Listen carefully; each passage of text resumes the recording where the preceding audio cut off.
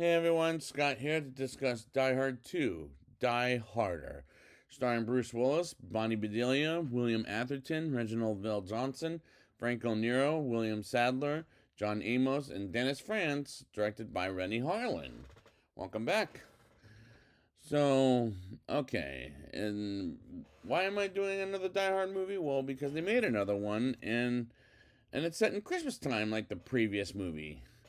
And I want to get this out before Christmas Eve, or Christmas Day, excuse me, because it is Christmas Eve. So let's just get into this movie and see how this goes. It's Christmas Eve in the year 1990, which is 2 years after the first movie, where John McClane, returned by Bruce Willis, is trying to pick up his wife Holly, returned by Bonnie Bedelia, while at the airport in Washington, D.C. Some asshole forces a tow truck to move John's mother in law's car and doesn't give two shits about it. And despite it's Christmas, and Holly pages John while on the plane, saying to call her as he does, and learns her flight might take a little while longer to land, as her flight is already in the sky. Meanwhile, General Esperanza, played by Franco Nero, is being targeted by some airport terrorists led by Stewart, played by William Sadler, who is practicing yoga in the nude while watching the TV. And as well as General Esperanza on the TV is really funny to watch, and a couple of his terrorists take over his small church as their backup place to hide near the airport. And the cinematography was somewhat decent, as this is not a great looking Die Hard movie like the first movie. John witnesses some people going to a restricted area as he goes to stop them, as well as getting to the airport police and to help him out as he gets shot by the two terrorists as he fights them and beats their asses. While at one point he loses his gun as well as his ID until he gets them both back, as he crushes one guy to death, and the other one gets away thanks to the airport security guards, as Thornburg, returned by William Atherton, who got beat up by Holly at the end of the first film. And he has a hard time with the same plane that Holly happens to be on.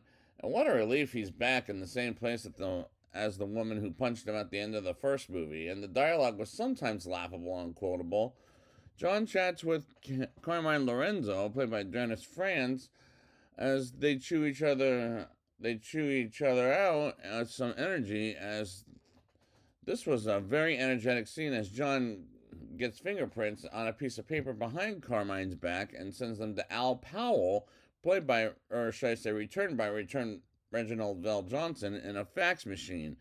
It tells John this person has been dead for 2 years. Meanwhile, General Esperanza is chained up on a plane, and he asks a kid to take them off, but he says he can't do that until he eventually escapes, and Holly drinks champagne and learns she'll be on the plane a little while longer. And a news reporter, Samantha Coleman, tries to interview John after he was a celebrity on the Nakatomi building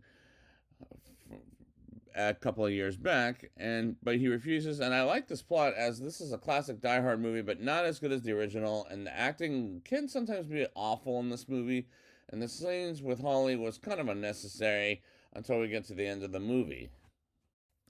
The terrorists turn off the plane signal lights on the ground while Trudeau makes a code red announcement as they hear from Stewart, and makes some demands as Carmine acts like a jackass once again by believing Stewart is bluffing, and kicks John out of off the cockpit. And he stops the elevator and escapes while Samantha gets off the elevator the right way. And this movie, directed by Rennie Harlan, who doesn't turn in some great work in my opinion, as well as here, but he turned in some good work with this movie. Kind of. John encounters Marvin, who's the janitor, as the airport security suddenly looks at a map for a skywalk. And the editing is pretty good, but sometimes choppy, as it'll go all over the place. And despite I like the movie, it's kind of a mess of a movie. And the action scenes are the best scenes in the movie, and that's what makes this a good movie, not a great movie, but a good movie. As he shoots a couple of terrorists dead and saves a man's life as a satellite explodes, and I'm having a good time with the movie at this point.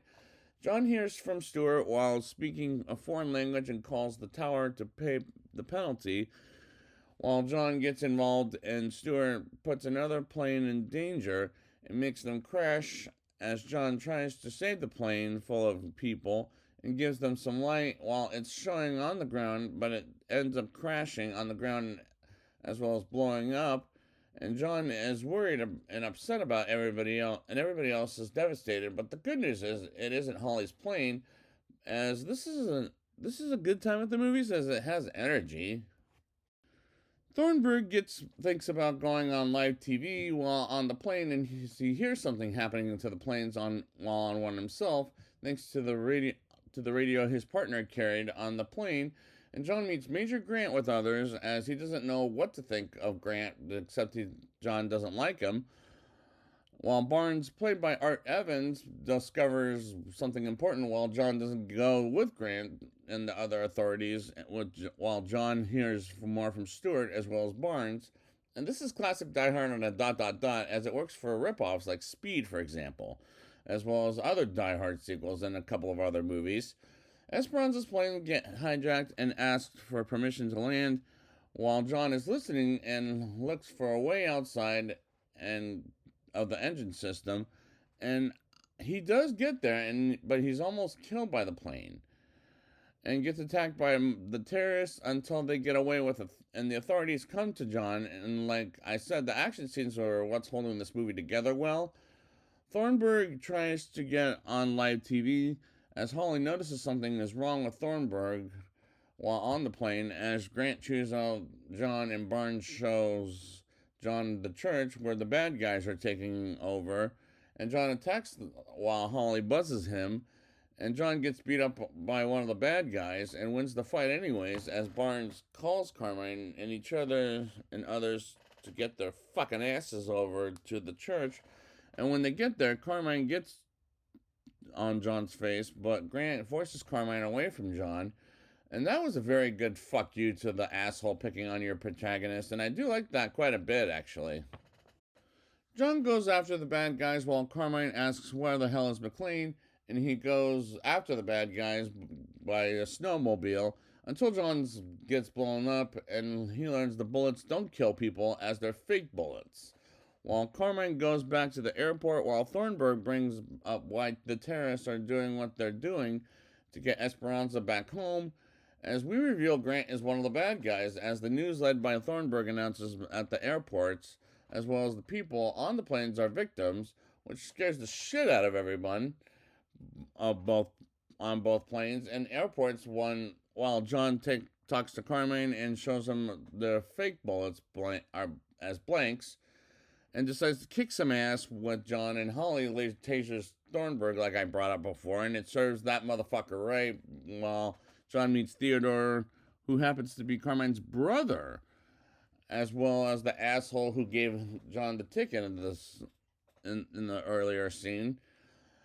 John gets away from Carmine and Theodore to go with Samantha to a helicopter to get John jumping on Esperanza's plane and fight Stewart and Grant, and gets his ass beaten up and knocked to the ground. And John says the classic line, "Yippee-ki-yay, motherfucker," as he made a trail filled with gasoline and puts the trail on fire and blows up the plane, and Holly's plane as well as other planes get on the ground, and John calls Holly's name out to find her as he does, and they make up as husband and wife once more, and Theodore drops the tow charges on John's mother-in-law's car and shouts, "It's Christmas." And we end like we did in the first movie on "Let it snow, let it snow, let it snow."